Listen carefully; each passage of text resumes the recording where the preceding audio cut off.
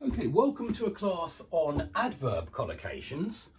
We have already looked at gradable and ungradable adjectives, and in that class we learned that absolutely, utterly, totally, completely work with ungradable adjectives and very, fairly, slightly work with gradable adjectives. But to be completely frank, to be completely honest, it's not entirely true. Yeah, and there we go, entirely true. And what I mean is that we even saw, I even spoke a little bit about sure and certain, and I spoke about how they're both gradable, yeah, very sure, very certain, but they work with ungradable adverbs. And so really what I taught you in that lesson is not entirely true.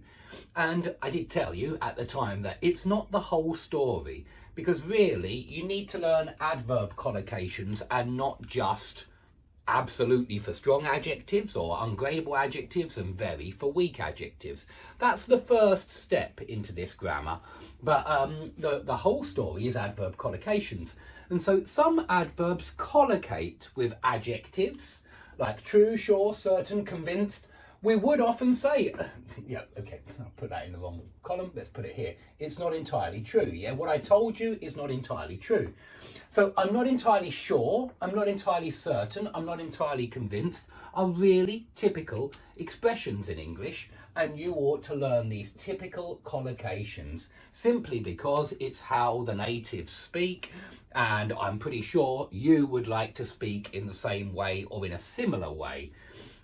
So yeah, we do say I'm not entirely sure, certain, convinced, and we certainly say it's not entirely true, it's not entirely appropriate, it's not entirely your fault. And what I want you to notice is entirely is usually used in negative sentences, and that's important. Not entirely is very often spoken and very often heard. And so, yeah, something to remember. Entirely is often used in negative sentences. It's not only used in negative sentences, but it is often used in negative sentences.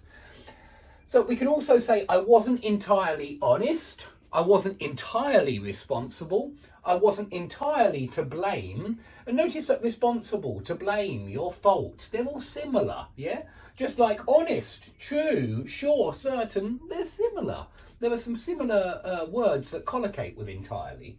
And of course, this really does mean, yeah, I wasn't completely, it wasn't totally, it wasn't only my fault. It wasn't only, or I wasn't 100% honest with you. Or it wasn't, yeah, I wasn't completely responsible, so it wasn't my fault. It's not entirely my fault. Okay, and have a look at this. You can use double negatives in English sometimes.